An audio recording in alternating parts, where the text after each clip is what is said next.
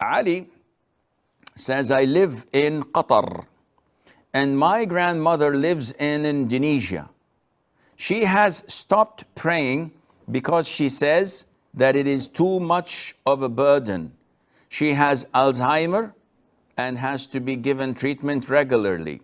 My father is struggling to advise her to pray again. What can and what should I do?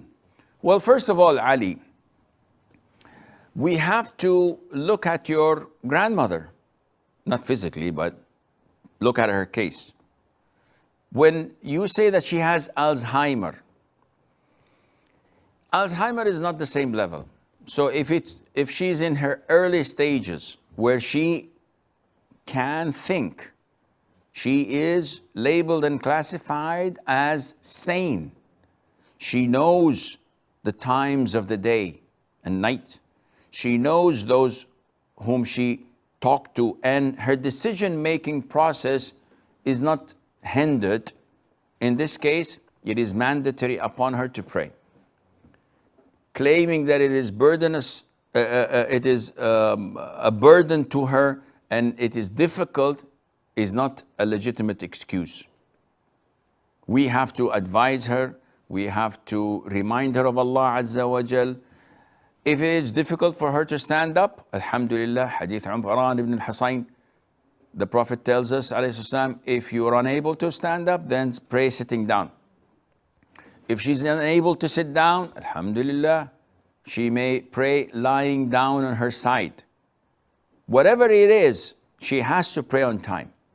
If she's unable to go to the toilet and perform wudu, her children or grandchildren can bring her a pot of water where she can perform wudu on the bed. If she has urinary incontinence, in this case, we have to try to clean her for prayer every time by changing her diapers if she's wearing diapers. If it's too difficult, she can combine Dhuhr to Asr and Maghrib to Isha, etc. But she cannot leave Salat because this is the most important thing for a Muslim to maintain and observe. However, if she's in stages of Alzheimer that are too advanced, in the sense that she doesn't remember people. See, she sees her son and says, who's he? She doesn't know day from night. She doesn't know what to eat and what not to eat. She's unable to make the right choice and decision. In this case, scholars say that when Allah Azza wa Jal uplifts and takes back what He has granted, that is the blessing and ni'mah of intellect and understanding, then Allah Azza wa Jal also uplifts the commands and obligations such as salat and fasting, etc.